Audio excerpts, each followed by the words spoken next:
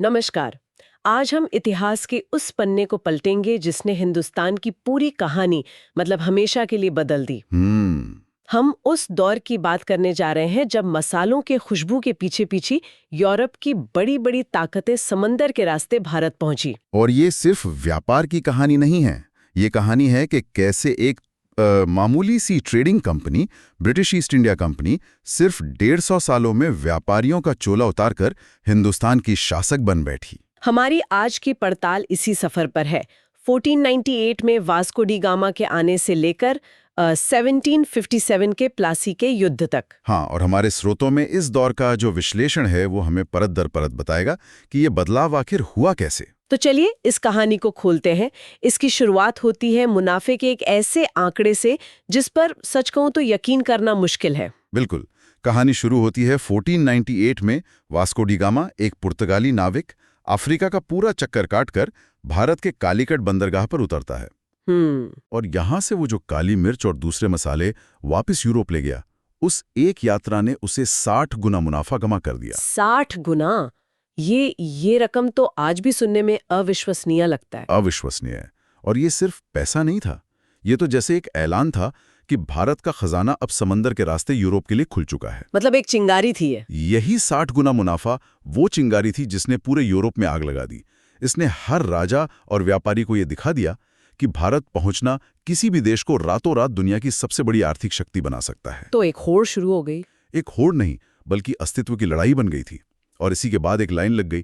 पहले पुर्तगाली आए, फिर डच, फिर अंग्रेज और आखिर में फ्रांसीसी। तो सबसे पहले पुर्तगाली। उन्होंने आते ही गोवा पर कब्जा कर लिया और अपनी नौसेना के दम पर मतलब समंदर पर एक दबदबा बना लिया। हाँ, और वो अपने साथ कई नई चीजें भी लाए। प्रिंटिंग प्रेस, तंबाकू और हाँ, आलू, जो आज हमारी हर सब्जी की जान है। लेकिन उनका असर लंबा नहीं चला। वो इतनी जल्दी क्यों ढीले पड़ गए? देखिए, उनका सांस्कृतिक असर तो था, लेकिन वो एक बड़ी रणनीतिक गलती कर बैठे। वो थी उनकी धार्मिक कट्टरता। अच्छा। वो स्थानीय लोगों का जबरदस्ती धर्म परिवर्तन करवा रहे थे, जिससे स्थानीय राजा और प्रजा दोनों ही उनके खिलाफ हो गए। और साथ ही उनका ध्यान ब्राजील की खोज पर भी बढ़ गया था। तो मतलब एक तो धार्मिक कट्टरता और दूसरा बटा हुआ ध्यान, ये उन्हें ले डूबा। हाँ, उनकी पकड़ ढीली पड़ती गई। और जैसे ही वो कमजोर हुए, दरवाजे पर दूसरा दावेदार खड़ा था, डच। और उनका तरीका पुर्तगालियों से बिल्कुल अलग था। उनका मुख्य केंद्र भारत नहीं बल्कि इंडोनेशिया था, जिसे तब स्पाइस आइलैंड्स कहते थे। बिल्कुल। वो भारत से सूती कपड़ा खरीदते, उसे इंडोनेशिया ले जाते और वहां मसालों के बदले बेचते। मतलब भारतीय कपड़ा वहां करेंसी की तरह काम करता था। ये तो एक बहुत ही दिलचस्प बिजनेस मॉडल है। तो फिर वो भारत में क्यों नहीं टिक पाए? यही फैक्ट्रियां, यही किले, तो डचों का ये पूरा सप्लाई चेन खतरे में पड़ गया। अच्छा। अंग्रेजों से उनकी सीधी टक्कर हुई और 1759 में बेदारा की लड़ाई में अंग्रेजों ने उन्हें ऐसी हार दी कि भारत में उनकी कहानी, आप कह सकते हैं, लगभग खत्म हो गई। तो अब मैदान में सिर्फ 2 खिलाड़ी बचे थे, अंग्रेज और फ्रांसीसी। सही। चलिए, तो अब कहानी के मुख्य किरदार पर आते हैं। British East India company. 31 दिसंबर 1600 जब महारानी एलिजाबेथ प्रथम ने इस कंपनी को एक चार्टर दिया। हाँ, यानी पूरब के साथ व्यापार करने का एकाधिकार। और यहाँ से एक दिलचस्प कूटनीतिक खेल शुरू होता है। कंपनी को भारत में अपनी फैक्ट्री लगाने के लिए मुगल बादशाह की इजाजत चाहिए थी, और उस वक्त दिल्ली के तख्त पर थे बादशाह जहांगीर। लेकिन मुगल दरबार तो उस समय दुनिया के सबसे अमीर दरबारों में से एक था। कुछ अंग्रेज व्यापारी बादशाह को ऐसा क्या दे सकते थे जो उन्हें प्रभावित कर दे? ये बहुत अच्छा सवाल है। असल में कैप्टन हॉकिंस और सर थॉमस रो जो तोहफे लेकर आए थे, उनकी कीमत उतनी नहीं थी जितना उनका नयापन था। अच्छा, जैसे अंग्रेजों की बग्घी, उनके बनाए चित्र, एक आधुनिक घड़ी, ये सब जहांगीर के लिए कौतूहल का विषय थे। लेकिन असली रणनीति तोहफों की नहीं थी, वो थी चापलूसी और धीरज की। मतलब? सर थॉमस रो 3 साल तक जहांगीर के दरबार में रहा, उसकी हर महफिल में शामिल हुआ और धीरे धीरे बादशाह का भरोसा जीता। उसने ये साबित किया कि अंग्रेज सिर्फ व्यापार करना चाहते हैं, पुर्तगालियों की तरह धर्म बदलना नहीं। तो ये पहला कदम था। अभी वो सिर्फ व्यापारी थे जो बादशाह से इजाजत मांग रहे थे, और उन्हें सूरत में फैक्ट्री की इजाजत मिल भी गई। हाँ, और सूरत के बाद उन्हें मिला एक ऐसा इनाम जिसकी उन्होंने कल्पना भी नहीं की होगी, बम्बई। बम्बई तो उन्हें दहेज में मिला था, है ना? हाँ, 1661 में पुर्तगाल की राजकुमारी कैथरीन की शादी ब्रिटेन के राजा चार्ल्स द्वितीय से हुई, और पुर्तगालियों ने बम्बई के 7 द्वीपों का समूह राजा को दहेज में दे दिया। दहेज ने एक इमरा शहर। बिल्कुल। लेकिन राजा के लिए वो एक दलदली, बीमारियां फैलाने वाला इलाका था, तो उसने उसे सिर्फ 10 पाउंड सालाना के किराए पर ईस्ट इंडिया कंपनी को दे दिया। सिर्फ 10 पाउंड? हाँ, और यहां अंग्रेजों की दूरदर्शिता दिखती है। जिस बंबई को पुर्तगाली और ब्रिटिश राजा एक बोझ समझ रहे थे, कंपनी ने उसमें भविष्य का सबसे बड़ा बंदरगाह और पश्चिमी भारत पर नियंत्रण का केंद्र देखा। तो अब अंग्रेजों के पास पश्चिम में बंबई और सूरत और पूरब में मद्रास जैसे केंद्र थे, लेकिन एक और यूरोपियन ताकत थी जो उन्हें चुनौती दे रही थी, फ्रांसीसी। सही, और इसी टकराव ने दक्षिण भारत को एक युद्ध का मैदान बना दिया, जिसे हम कर्नाटक युद्ध के नाम से जानते हैं। हाँ, लेकिन ये समझना जरूरी है कि ये कर्नाटक आज के कर्नाटक राज्य से अलग है। उस समय यूरोपियन लोग भारत के पूर्वी तट को, मतलब कोरोमंडल तट को, कर्नाटक कहते थे। और ये लड़ाई सिर्फ भारत में नहीं लड़ी जा रही थी, है ना? इसका कनेक्शन तो यूरोप की राजनीति से भी था। सीधे तौर पे ये असल में एक प्रॉक्सी वॉर था। यूरोप में जब भी ब्रिटेन और फ्रांस के बीच जंग छिड़ती, उसकी गूंज भारत में सुनाई देती। अच्छा। वो भारत के नवाबों और राजाओं को शतरंज के मोहरों की तरह इस्तेमाल कर रहे थे। एक शहजादे को अंग्रेज समर्थन देते तो उसके दुश्मन को फ्रांसीसी। असली लड़ाई यूरोप में थी, पर मैदान और संसाधन भारत के थे। तो इस शतरंज के खेल का अंत कैसे हुआ? इसका अंत हुआ 1760 में वांडीवाश की लड़ाई में। ये एक निर्णायक लड़ाई थी जिसमें अंग्रेज सेनापति सर आयर कूट ने फ्रांसीसी सेनापति काउंट डी लाली को बुरी तरह हराया। और इस एक हार ने भारत में फ्रांसीसियों के राजनीतिक भविष्य पर ताला लगा दिया।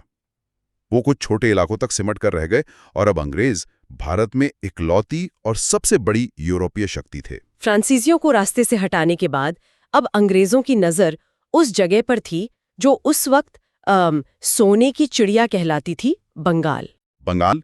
और यहीं से कहानी उस मोड़ पर आती है जिसने भारत में ब्रिटिश राज की राजनीतिक नींव रखी। 1757 का प्लासी का युद्ध। इसकी पृष्ठभूमि क्या थी? मतलब ये टकराव शुरू कैसे हुआ? देखिए, 1756 में सिराजुद्दौला बंगाल का नया नवाब बना।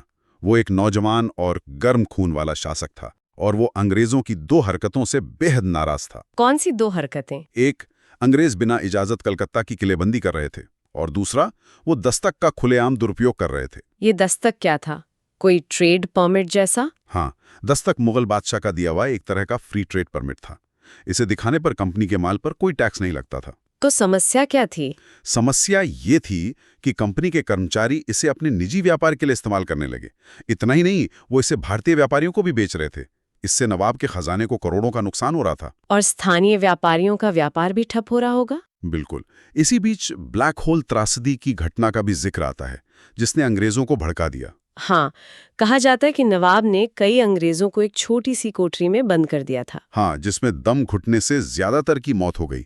हालांकि कई इतिहासकार इसे अंग्रेजों द्वारा गढ़ी गई एक मनगढ़ंत कहानी मानते हैं। मतलब एक बहाना था कार्रवाई करने का। एक तरह से इस घटना ने रॉबर्ट क्लाइव को बदला लेने का एक बहाना दे दिया और वो अपनी सेना लेकर मद्रास से बंगाल पहुंच गया। लेकिन 23 जून 1757 को प्लासी में जो हुआ उसे युद्ध कहना तो मतलब इतिहास के साथ नाइंसाफी होगी। ये बिल्कुल सही विश्लेषण है। ये एक सैन्य जीत नहीं, बल्कि विश्वासघात का एक सुनियोजित नाटक था। रॉबर्ट क्लाइव लड़ाई के मैदान से ज्यादा माहिर दिमाग के खेल में था। उसने युद्ध से पहले ही नवाब के सेनापति मीर जाफर को बंगाल का अगला नवाब बनाने का लालच देकर अपनी तरफ मिला लिया था। और मीर जाफर अकेला नहीं था। इस साजिश में तो बंगाल का सबसे बड़ा बैंकर जगत सेठ और दूसरे बड़े लोग भी शामिल थे। हाँ, अमीर चंद, घसीटी बेगम। ये सोचना भी कितना अजीब है कि भारत के इतिहास का इतना बड़ा मोड़ कुछ लोगों के निजी लालच की वजह से आया। मीर जाफर को नवाब बनना था, जगत सेठ को अपने पैसे सुरक्षित करने थे, और इन सब के बीच देश की किस्मत का सौदा हो गया। तो मैदान में क्या हुआ? मैदान में सिराजुद्दौला की 50,000 की सेना क्लाइव की 3,000 की सेना के सामने खड़ी थी। लेकिन नवाब की सेना का एक बहुत बड़ा हिस्सा, जो मीर जाफर के अधीन था, वो चुपचाप खड़ा तमाशा देखता रहा। मतलब उन्होंने लड़ाई में हिस्सा ही नहीं लिया? बिल्कुल नहीं। नवाब की कुछ वफादार टुकड़ियों ने बहादुरी से लड़ाई लड़ी, लेकिन वो इस विशाल षड्यंत्र के सामने टिक नहीं सके। सिराजुद्दौला को भागना पड़ा और बाद में मीर जाफर के बेटे ने ही उसे मरवा दिया। हाँ, मीरन ने। और वादे के मुताबिक अंग्रेजों ने मीर जाफर को बंगाल की गद्दी पर बिठा दिया, लेकिन वो सिर्फ एक कठपुतली था, जिसे इतिहास में क्लाइव का गधा या क्लाइव का सियार भी कहा गया। सही। और यहाँ सबसे अहम बात यह है कि प्लासी की जीत के बाद क्या हुआ। इस जीत ने ईस्ट इंडिया कंपनी को बंगाल के असीमित संसाधनों तक पहुंच दे दी। तो अब वो बंगाल के राजस्व का इस्तेमाल कर सकते थे अपनी सेना को मजबूत करने के लिए, अपने अधिकारियों को अमीर बनाने के लिए और भारत के बाकी हिस्सों पर कब्जा करने की मुहिम को फंड करने के लिए। यहीं से एक व्यापारिक कंपनी आधिकारिक तौर पर एक राजनीतिक और सैन्य शक्ति में तब्दील हो गई। तो मतलब भारत में कंपनी राज की असल शुरुआत यहीं से होती है। बिल्कुल। तो 1498 से 1757 तक इन लगभग 160 सालों में हमने देखा कि कैसे मुनाफे के लालच में आई कंपनियां आपस में लड़ीं और कैसे अंग्रेजों ने पहले कूटनीति, फिर सैन्य ताकत और आखिर में एक बड़े षड्यंत्र के दम पर भारत के सबसे अमीर प्रांत पर कब्जा कर लिया। व्यापारी अब शासक बन चुका था। ये एक ऐसा मोड़ था जिसने भारत के भविष्य को हमेशा के लिए बदल दिया। एक व्यापारिक कंपनी अब किंग मेकर बन चुकी थी और बंगाल की दौलत ने उन्हें वो असीमित ताकत दी जिससे उन्होंने अगले 100 सालों में पूरे भारत को जीत लिया। प्लासी को अक्सर एक युद्ध कहा जाता है, लेकिन क्या ये सच में एक सैन्य जीत थी या ये सिर्फ एक धोखा था जिसे पैसों और सत्ता के लालच ने संभव बनाया? ये सवाल सोचने पर मजबूर करता है कि भारत में ब्रिटिश साम्राज्य की नींव हथियारों की ताकत पर रखी गई थी या इंसानी कमजोरियों जैसे लालच और विश्वासघात पर। 1764 से बक्सर के युद्ध से प्लासी के 7 साल बाद कंपनी का सामना एक बार फिर बंगाल के नवाब से हुआ, लेकिन इस बार हालात बहुत अलग थे। बहुत अलग। एक तरफ कंपनी की सेना थी और दूसरी तरफ कोई एक नहीं बल्कि 3 बड़ी भारतीय शक्तियां एक साथ खड़ी थी। बिल्कुल। बंगाल के नवाब मीर कासिम, अवध के नवाब शुजाउद्दौला और खुद मुगल बादशाह शाह आलम द्वितीय। मतलब कागज पर तो ये एक अपराजय गठबंधन लगता था। हाँ, 3 बड़ी सेनाएं एक छोटी सी कंपनी की फौज के खिलाफ। लेकिन नतीजा ठीक उल्टा हुआ। हेक्टर मुनरो के नेतृत्व में कंपनी की सेना ने इस गठबंधन को बुरी तरह हरा दिया और यहीं पर इस कहानी का पहला बड़ा इंसाइट छुपा है। हम सब प्लासी के युद्ध के बारे में पढ़ते हैं, लेकिन असल में भारत में ब्रिटिश राज की सैन्य और मनोवैज्ञानिक नींव बक्सर में रखी गई थी। आपने बिल्कुल सही पकड़ा। प्लासी वो एक साजिश थी, एक धोखा था जो मैदान पर लड़ने से पहले ही जीता जा चुका था। सही बात है। लेकिन बक्सर एक खुला ऐलान था। ये कंपनी का शक्ति प्रदर्शन था कि अब वो सिर्फ व्यापारी नहीं है, बल्कि एक ऐसी मिलिट्री पावर है जिसे सीधे मुकाबले में हराना लगभग नामुमकिन है। मतलब अगर प्लासी ने दरवाजा खोला था तो बक्सर ने उस दरवाजे को तोड़कर अंदर कब्जा कर लिया। हाँ, बिल्कुल यही कह सकते हैं। और ये बात भी सोचने वाली है कि कैसे एक सैन्य जीत को तुरंत एक कानूनी दस्तावेज में बदल दिया गया ताकि लूट भी जायज लगने लगे। हाँ, इसी बक्सर की जीत के बाद 1765 में इलाहाबाद की संधि हुई जिसने सब कुछ तय कर दिया, है ना? हाँ, और इस संधि की शर्तें देखिए कितनी चालाकी से तैयार की गई थीं। बताइए जरा। मुगल बादशाह शाह आलम द्वितीय से कहा गया कि आप हमें बंगाल, बिहार और उड़ीसा की दीवानी दे दीजिए। दीवानी यानी टैक्स वसूलने का अधिकार। बिल्कुल। और बदले में हम आपको 26 लाख रुपए की सालाना पेंशन देंगे। सोचिए, हिंदुस्तान के बादशाह को उसी के सूबों का टैक्स वसूलने के बदले में पेंशन पर रख लिया गया। अविश्वसनीय है। और अवध के नवाब का क्या हुआ? वो भी तो इस गठबंधन में शामिल थे। उन पर 50 लाख रुपए का भारी जुर्माना लगाया गया और इससे भी बड़ी बात, उनसे कहा गया कि आपकी सुरक्षा के लिए हम अपनी एक सेना आपकी राजधानी में रखेंगे। अच्छा। बस आपको उस सेना का पूरा खर्चा उठाना होगा। ये एक तरह से सहायक संधि का शुरुआती रूप था। यानी अपने ही घर की रखवाली के लिए चोर को पैसे देने जैसा था। बिल्कुल। इसी संधि के बाद बंगाल में रॉबर्ट क्लाइव ने वो द्वैध शासन यानी ड्यूल गवर्नमेंट की शुरुआत की। ये शब्द सुनने में तो बड़ा भारी भरकम लगता है। इसका असली मतलब क्या था? इसका मतलब बहुत सीधा था। शक्ति हमारी, जिम्मेदारी तुम्हारी। अच्छा। ये एक ऐसी लूट की व्यवस्था थी जिसमें कंपनी के पास दीवानी थी, यानी सारा पैसा, सारा राजस्व, और नवाब के पास थी निजामत। निजामत मतलब प्रशासन, कानून व्यवस्था? हाँ, सड़कें, पुल, ये सब देखने की जिम्मेदारी। लेकिन इन सब कामों के लिए उसके पास पैसा कहाँ से आता? खजाना तो कंपनी के पास था। तो जाहिर है इसका नतीजा तो भयानक ही हुआ होगा। भयानक से भी कहीं ज्यादा। हाँ। 1770 में बंगाल में इतिहास का सबसे भयंकर अकाल पड़ा। फसलें बर्बाद हो गईं, लोग भूख से मरने लगे, लेकिन कंपनी कंपनी ने टैक्स वसूली में कोई कमी नहीं की। उसी हालात में भी। हाँ, उनके अधिकारी किसानों से जबरदस्ती लगान वसूलते रहे। अनुमान है कि इस अकाल में बंगाल की 1/3 आबादी, 1/3? हाँ, लगभग 1 करोड़ लोग मारे गए।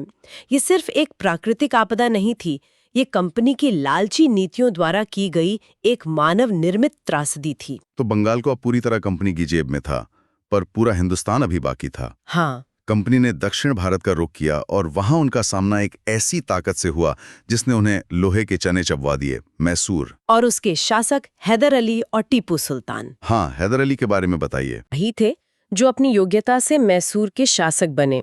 उन्होंने तो पहले आंग्ल मैसूर युद्ध में अंग्रेजों को बुरी तरह हराया भी था। अच्छा। लेकिन 1782 में दूसरे युद्ध के दौरान कैंसर से उनकी मृत्यु हो गई।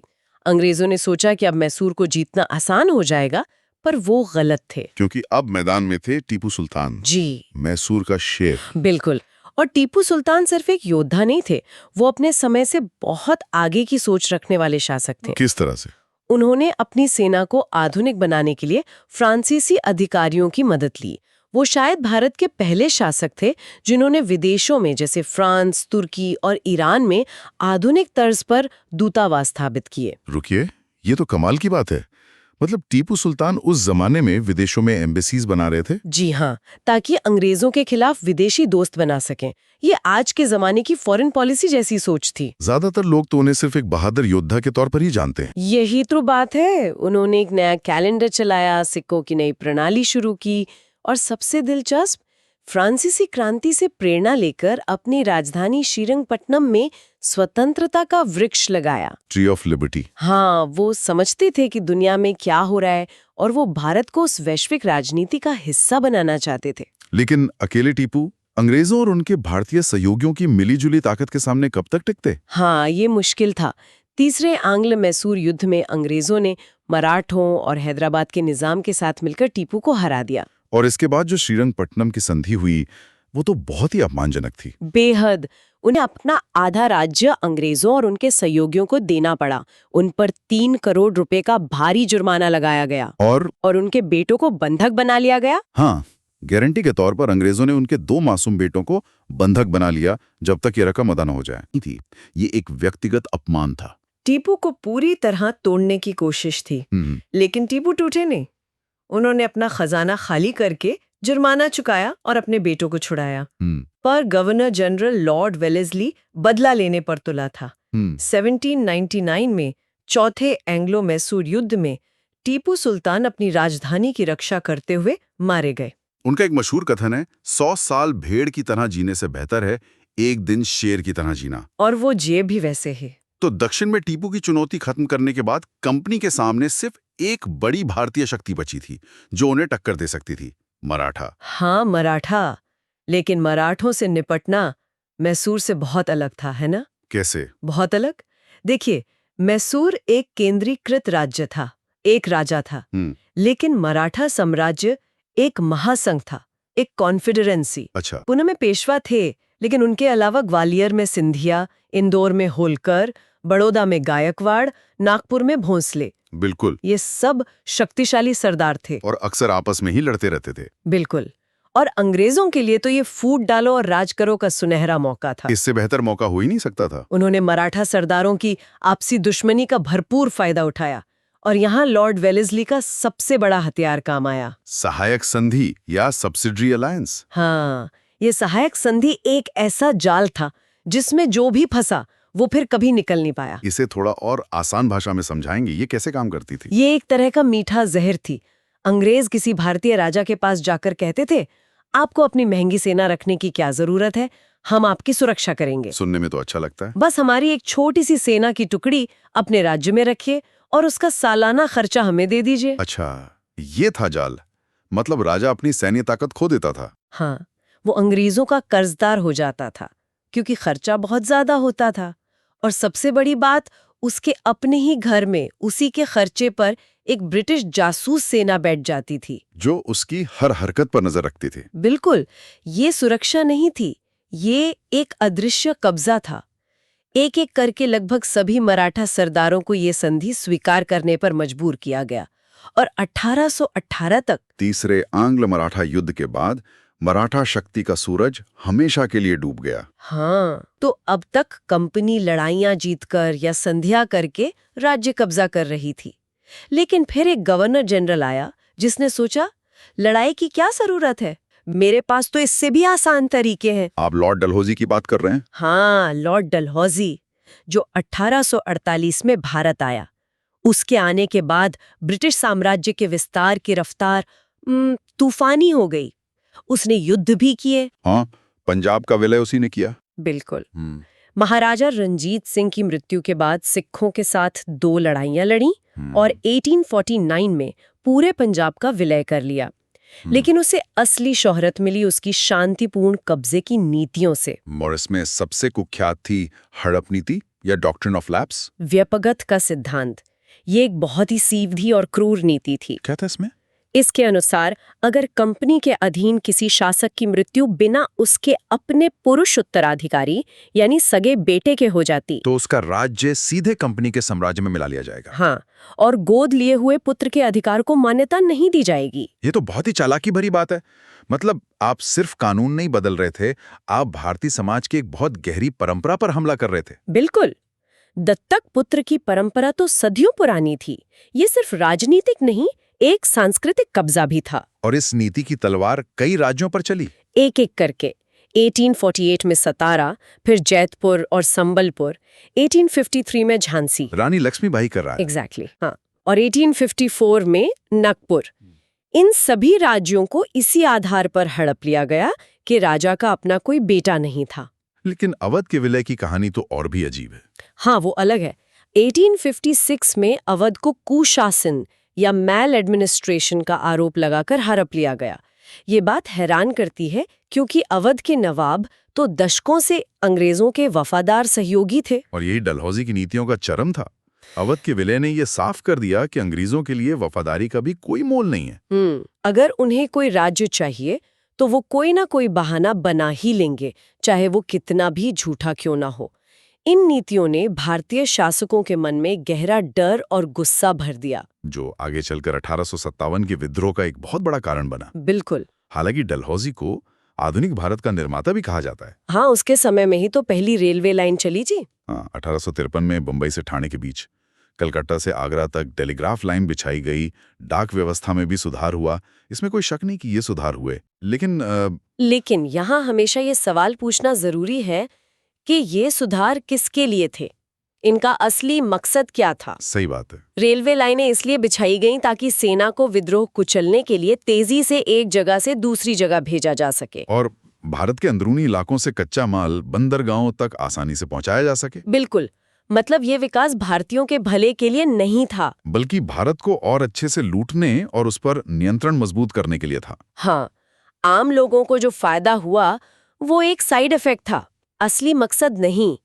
डलहौजी का निर्माण ब्रिटिश साम्राज्य की नींव पर खड़ा था। तो 1764 के बक्सर के युद्ध से लेकर 1856 में अवध के विलय तक, इन लगभग 90 सालों में कंपनी ने लगभग पूरे भारतीय उपमहाद्वीप को अपने अधीन कर लिया। युद्ध, कूटनीति, अन्यायपूर्ण नीतियां, हर तरह से। बंगाल की दीवानी से शुरू हुआ ये सफर अब कंपनी को भारत का बेताज बादशाह बना चुका था। और इस पूरे दौर में अपनाई गई हर नीति, चाहे वो वेलेस्ली की सहायक संधि हो या डलहौजी की हड़प नीति, हाँ, और हर युद्ध ने भारतीय शासकों, सैनिकों और आम जनता के मन में असंतोष के बीज बो दिए थे। ये एक सुलगती हुई आग की तरह था जो अंदर ही अंदर फैल रहा था। और डलहौजी के भारत से जाने के ठीक 1 साल बाद 1857 में यही असंतोष एक भयंकर विद्रोह के रूप में फट पड़ा। बिल्कुल। और यहाँ हमारे श्रोताओं के लिए सोचने के लिए एक दिलचस्प सवाल ये है, जिन रेलवे और टेलीग्राफ लाइनों को डलहौजी ने ब्रिटिश नियंत्रण को मजबूत करने के लिए बिछाया था, क्या उन्हीं लाइनों ने अनजाने में भारत के अलग अलग कोनों में रहने वाले लोगों को एक दूसरे से जोड़कर एक साझा भारतीय पहचान बनाने में मदद की? और क्या इसी पहचान ने बाद में उसी ब्रिटिश नियंत्रण को चुनौती दी? ये सोचने वाली बात है। 1757 में प्लासी की लड़ाई के बाद 100 साल तक ईस्ट इंडिया कंपनी ने भारत पर अपनी पकड़ मजबूत की। लेकिन ये 100 साल शोषण, अपमान और लगातार बदलते नियमों के भी थे। ऐसा लगता था जैसे मतलब पूरा देश एक बारूद के ढेर पर बैठा हो, बस एक चिंगारी का इंतजार कर रहा था। और वो चिंगारी 1857 में भड़की। आज हम इसी विद्रोह की परतें खोलेंगे, जिसे कुछ लोग भारत का पहला स्वतंत्रता संग्राम कहते हैं, तो कुछ सिर्फ एक सैनिक विद्रोह। हमारे पास जो स्रोत हैं वो इस घटना के कारणों, इसके नायकों और इसके गहरे असर पर रोशनी डालते हैं। और इसे समझने के लिए हमें सिर्फ उस चिंगारी को नहीं बल्कि उस बारूद को भी समझना होगा जो 100 सालों से जमा हो रहा था। अच्छा। इस विद्रोह के पीछे आप देखें तो 2 तरह के कारण थे। एक वो जो धीमी आंच पर पक रहे थे, राजनीतिक, आर्थिक, सामाजिक, और दूसरा वो जिसने अचानक से आग लगा दी, तात्कालिक कारण। तो चलिए यहीं से शुरू करते हैं। ये जो धीमी आंच वाले कारण थे, उनमें सबसे ज्यादा चर्चा तो लॉर्ड डलहौजी की हड़प नीति की होती है, डॉक्ट्रिन ऑफ फ्लैप्स। हाँ, ये सुनने में जितना सीधा लगता है, क्या उतना ही था? मतलब बस ये कह दिया कि आपका कोई वारिस नहीं है तो राज्य हमारा। मोटे तौर पर तो यही था, और ये भारतीय परंपरा के, अब सोचिए, बिल्कुल खिलाफ था। सदियों से भारतीय राजा निसंतान होने पर किसी को गोद लेकर उसे अपना वारिस बना सकते थे। ये तो एक स्थापित परंपरा थी। बिल्कुल, लेकिन डलहौजी ने कहा नहीं, अगर आपका अपना खून मतलब बेटा नहीं है तो आपका राज गोद लिए बेटे को नहीं मिलेगा, वो सीधा कंपनी के हाथ में चला जाएगा। और इसी के तहत झांसी, सतारा, नागपुर, हाँ, कई बड़े और पुराने राज्यों को हड़प लिया गया। राजाओं को लगा कि ये तो सीधे सीधे उनकी विरासत और सम्मान छीनने की एक साजिश है। और एक सहायक संधि भी थी, सब्सिडियरी अलायंस। इस सुनने में तो ऐसा लगता है जैसे कोई मदद करने वाली संधि हो, पर ये एक तरह का जाल था। वही तो। अजा को ही उठाना होगा। अच्छा। तो नतीजा ये होता था कि राजा अपनी ही जमीन पर अपने ही पैसे से अंग्रेजों की सेना पालता था जो उसी पर नजर रखती थी। धीरे धीरे वो अपनी आजादी खो देता था, मतलब पूरी तरह कंपनी पर निर्भर, पूरी तरह से। तो राजाओं और नवाबों में तो गुस्सा था ही। आम लोगों का क्या हाल था? किसान, कारीगर, उफ, उनकी हालत तो और भी खराब थी। किसानों पर लगान का बोझ इतना ज्यादा था कि उनकी कमर ही टूट गई थी। और कंपनी की आर्थिक नीतियों ने भारत के पारंपरिक उद्योगों को, जैसे कपड़े और हस्तशिल्प, उन्हें लगभग बर्बाद कर दिया था। मैनचेस्टर की मिलों में बनी सस्ती चीजों ने भारतीय कारीगरों को बेरोजगार कर दिया। इसका कोई बड़ा उदाहरण ने पूरे अवध में गुस्से की आग भड़का दी थी। तो ये तो वो कारण थे जो सालों से सुलग रहे थे। मतलब जमीन पूरी तरह तैयार थी। बिल्कुल। लेकिन हर बारूद के ढेर को जलने के लिए एक चिंगारी की जरूरत होती है। इस कहानी में वो चिंगारी क्या बनी? वो चिंगारी आई एक नई तकनीक की शक्ल में, एक नई राइफल, पैटर्न 1853 एनफील्ड राइफल। अच्छा। पुरानी ब्राउन बेस राइफल की जगह इसे लाया गया था। इसकी खासियत ये थी कि इसमें जो कारतूस लगता था उसे बंदूक में भरने से पहले दांतों से काटना पड़ता था। और यहीं से सारा विवाद शुरू हुआ। यहीं से ये अफवाह फैली कि इन कारतूसों पर जो ग्रीस लगी है वो गाय और सुअर की चर्बी से बनी है। क्या ये सिर्फ एक अफवाह थी? देखिए, शुरुआत में ये एक अफवाह ही थी, लेकिन ये आग की तरह फैली। गाय हिंदुओं के लिए पवित्र थी और सुअर मुसलमानों के लिए हराम। तो दोनों ही समुदायों की भावनाएं आहत हुई। बुरी तरह से।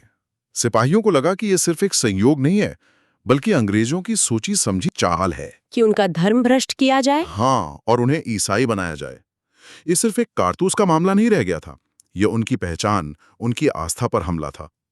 और इसी एक चिंगारी ने सालों के दबे हुए गुस्से को एक विस्फोट में बदल दिया। और यहीं से कहानी में उस नाम का प्रवेश होता है जिसे हर कोई जानता है, मंगल पांडे। 29 मार्च 1857, बैरकपुर छावनी। क्या हुआ था उस दिन? 34वीं बंगाल नेटिव इन्फेंट्री के सिपाही मंगल पांडे, उन्होंने उन नए कारतूसों का इस्तेमाल करने से साफ मना कर दिया। जब अंग्रेज अफसरों मेजर ह्यूसन और लेफ्टिनेंट बॉग ने उन पर दबाव डाला तो उन्होंने उन पर हमला कर दिया। लेकिन यहाँ एक और दिलचस्प बात है। वो क्या? जब उनके कमांडर ने एक भारतीय जमादार ईश्वरी प्रसाद को मंगल पांडे को गिरफ्तार करने का हुक्म दिया तो ईश्वरी प्रसाद ने मना कर दिया। अरे, ये तो बहुत बड़ी बात थी। बहुत बड़ी। इससे पता चलता है कि गुस्सा सिर्फ मंगल पांडे के अंदर नहीं था, ये भावना, ये पूरी पलटन में फैल चुकी थी। वो सब भी वैसा ही महसूस कर रहे थे। खैर, बाद में मंगल पांडे को पकड़ लिया गया और 8 अप्रैल को फांसी दे दी गई। तो मंगल पांडे एक शहीद बन गए, लेकिन ये तो बस शुरुआत थी। असली विस्फोट तो मेरठ में हुआ है ना? बिल्कुल। 10 मई 1857 मेरठ में 3री बंगाल लाइट कैवलरी के 85 सिपाहियों ने नए कारतूस इस्तेमाल करने से इनकार कर दिया। अच्छा। उन्हें सजा के तौर पर बेड़ियां पहनाकर जेल में डाल दिया गया। अगले ही दिन बाकी सिपाहियों ने बगावत कर दी। उन्होंने जेल पर धावा बोला, अपने 85 साथियों को आजाद कराया। और अंग्रेज अफसरों को मार डाला। हाँ, और एक नारा बुलंद किया, दिल्ली चलो। एक मिनट, दिल्ली ही क्यों? बहादुर शाह जफर, जो उस वक्त तक सिर्फ नाम के बादशाह थे, जिनकी हुकूमत लाल किले से बाहर भी नहीं चलती थी, उन्हें क्यों चुना गया? ये एक बहुत ही समझदारी भरा और प्रतीकात्मक कदम था। कैसे? देखिए, उस समय भारत में कोई एक राजनीतिक शक्ति नहीं थी जो सबको जोड़ सके, लेकिन मुगल बादशाह भले ही कमजोर हो चुके थे, फिर भी वो पूरे हिंदुस्तान की एकता के एक जिंदा प्रतीक थे। अच्छा, तो उन्हें नेता घोषित करके? सिपाहियों ने अपनी लड़ाई को एक स्थानीय सैनिक विद्रोह से कहीं ज्यादा बड़ा बना दिया। उन्होंने इसे एक विदेशी ताकत के खिलाफ हिंदुस्तान की जंग का रूप दे दिया। हालांकि ये भी सच है कि 82 साल के बहादुर शाह जफर खुद नेतृत्व करने की हालत में नहीं थे। दिल्ली में असली सैन्य कमान तो जनरल बख्त खान के हाथों में थी। तो दिल्ली को केंद्र बनाने के बाद ये आग पूरे उत्तर और मध्य भारत में फैल गई। लेकिन ऐसा लगता है कि हर कोई एक ही भारत के लिए नहीं लड़ रहा था। मतलब अलग अलग जगहों पर नेताओं की अपनी अपनी वजह थी। आपने बिल्कुल सही पकड़ा। ये एक विद्रोह नहीं था, बल्कि कई विद्रोहों का एक गुच्छा था जो एक ही समय पर हो रहे थे। जैसे कानपुर में नाना साहब, जिनका असली नाम धोंदू पंत था, वो इसलिए लड़ रहे थे क्योंकि अंग्रेजों ने उनके पिता पेशवा बाजीराव द्वितीय की पेंशन और उपाधि उन्हें देने से मना कर दिया था। अच्छा। उनके साथ उनके दो बेहद काबिल साथी थे, उनके सेनापति तात्या टोपे और उनके सलाहकार अजीमुल्ला खान, जो इस विद्रोह के एक बड़े रणनीतिकार माने जाते हैं। और लखनऊ में बेगम हजरत महल की लड़ाई तो अपने बेटे के हक के लिए थी, सही कहा ना मैंने? हाँ, जब उनके पति नवाब वाजिद अली शाह को हटाकर कलकत्ता भेज दिया गया, तो बेगम हजरत महल ने अपने नाबालिग बेटे बिरजिस कादिर को अवध का नवाब घोषित कर दिया। और कमान खुद संभाल ली। और बगावत की कमान खुद संभाल ली। वो एक कमाल की नेता थी और उन्होंने महीनों तक लखनऊ को आजाद रखा। और फिर हैं झांसी की रानी लक्ष्मीबाई, जिनका नाम तो बहादुरी का पर्याय बन चुका है। मैं अपनी झांसी नहीं दूंगी। ये सिर्फ एक नारा नहीं था, एक ऐलान था। बिल्कुल। डलहौजी की हड़प नीति का सबसे बड़ा शिकार झांसी ही हुआ था। रानी लक्ष्मीबाई ने अंग्रेज जनरल हीरोज की विशाल सेना का डटकर सामना किया। जब झांसी उनके हाथ से निकल गई, तो वो तात्या टोपे के साथ ग्वालियर चली गईं और वहां लड़ते हुए शहीद हुईं। उनकी बहादुरी से तो उनके दुश्मन भी इतने प्रभावित थे। हाँ, जनरल ह्यूरोज ने कुछ कहा था ना उनके बारे में? हाँ, जनरल ह्यूरोज ने खुद लिखा था कि यहां सोई हुई यह औरत विद्रोहियों में एकमात्र मर्द थी। कमाल है। इन बड़े नामों के अलावा भी तो कई नायक थे जिनके बारे में कम बात होती है, जैसे बिहार के कुंवर सिंह। हाँ, ये एक हैरान कर देने वाली कहानी है। जगदीशपुर के 80 साल के जमींदार कुंवर सिंह, 80 साल? 80 साल की उम्र में उन्होंने बगावत का झंडा उठाया और अपनी छापामार युद्ध नीति से अंग्रेजों को कई बार हराया। वो इस विद्रोह के सबसे चतुर सैन्य नेताओं में से एक थे। और भी थे? इनके अलावा बरेली में खान बहादुर खान थे और फैजाबाद में मौलवी अहमदुल्ला, जिन्हें लोग डंका शाह कहते थे। डंका शाह? हाँ, क्योंकि वो जहां भी जाते थे उनके आगे डंका बजता था। इन सब ने अपने अपने इलाकों में विद्रोह की आग को जलाए रखा। तो जब इतने बहादुर और काबिल नेता थे, हाँ। और विद्रोह इतने बड़े इलाके में फैला हुआ था, तो फिर ये कामयाब क्यों नहीं हो पाया? इसकी बड़ी कमजोरियां क्या थीं? देखिए, इसकी सबसे बड़ी ताकत ही इसकी सबसे बड़ी कमजोरी बन गई। ये कई विद्रोहों का गुच्छा था, लेकिन इन सबको एक साथ जोड़ने वाला कोई मजबूत केंद्रीय नेतृत्व नहीं था। मतलब दिल्ली, कानपुर, लखनऊ, हाँ। सब में तालमेल की कमी थी। हाँ। दूसरा, विद्रोहियों के पास आधुनिक हथियार और संसाधन नहीं थे, जबकि अंग्रेजों के पास बेहतर तोपें, राइफल्स और एक संगठित सेना थी। और शायद सबसे जरूरी बात, ये विद्रोह पूरे भारत में नहीं फैला। ये एक बहुत बड़ा कारण था। दक्षिण और पश्चिमी भारत का एक बड़ा हिस्सा इससे अछूता रहा। अच्छा। और इससे भी बढ़कर कई भारतीय शासकों ने विद्रोह को दबाने में अंग्रेजों का साथ दिया। ग्वालियर के सिंधिया, इंदौर के होलकर, पंजाब के सिख राजाओं ने अपनी सेना और संसाधन अंग्रेजों को दिए। अगर ये लोग विद्रोहियों के साथ आ जाते तो शायद इतिहास कुछ और होता। और जब अंग्रेजों ने वापसी की, तो उनका दमन बहुत क्रूर था। बेहद क्रूर। दिल्ली पर दोबारा कब्जा करने के बाद अंग्रेजों ने भयानक कत्लेआम किया। बहादुर शाह जफर को हुमायूं के मकबरे से गिरफ्तार किया गया। हाँ। उनके 2 बेटों और एक पोते को दिल्ली गेट के पास गोली मार दी गई और उनके सिर काटकर बादशाह के सामने पेश किए गए। बहादुर शाह जफर को रंगून भेज दिया गया, जहां 1862 में गुमनामी में उनकी मौत हो गई। तो क्या हम इसे एक असफल विद्रोह कह सकते हैं? मतलब भले ही वो जीत नहीं पाए, लेकिन जिस तरह से कंपनी राज करती थी, वो तो हमेशा के लिए बदल गया। इस नजरिए से तो ये एक तरह की जीत ही थी, है ना? ये एक बहुत जरूरी सवाल है। सैन्य नजरिए से ये असफल था, लेकिन इसके राजनीतिक परिणाम बहुत दूरगामी हुए।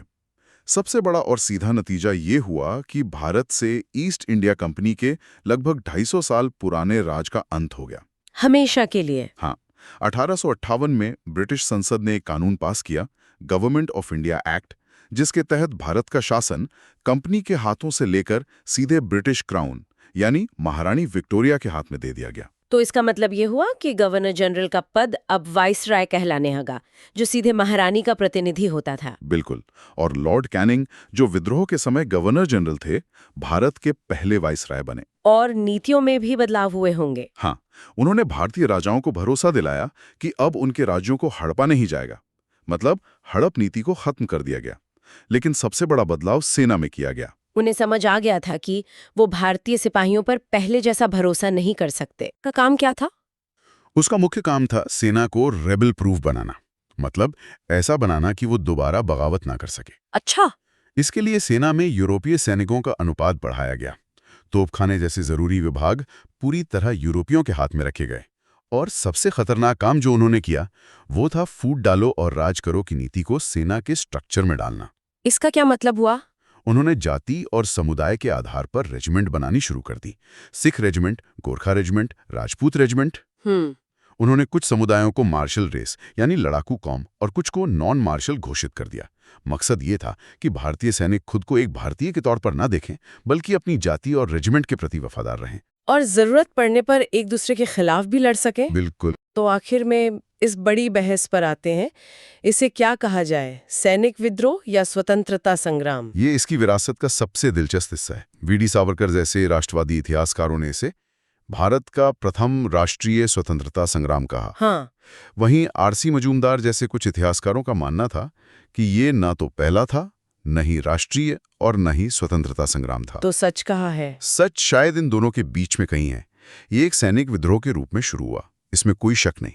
लेकिन जिस तेजी से इसमें किसान, कारीगर, जमींदार और आम नागरिक शामिल हुए, उसने इसे एक व्यापक जन आंदोलन का रूप दे दिया। तो ये आधुनिक राष्ट्रवाद की परिभाषा में भले ही फिट न बैठे, लेकिन ये विदेशी शासन के खिलाफ एक बहुत बड़ी और संगठित लड़ाई जरूर थी। तो 1857 का विद्रोह एक ऐसी घटना थी जिसने भारत में ब्रिटिश राज की नींव हिला दी। भले ही इसे बेरहमी से कुचल दिया गया, लेकिन इसने कंपनी राज का हमेशा के लिए अंत कर दिया और एक नए सीधे शाही शासन की शुरुआत की। और शायद इससे भी जरूरी बात यह है कि इसने भारतीय राष्ट्रवाद की उस भावना को जन्म दिया जो पहले कभी इतने बड़े पैमाने पे नहीं देखी गई थी। बिल्कुल।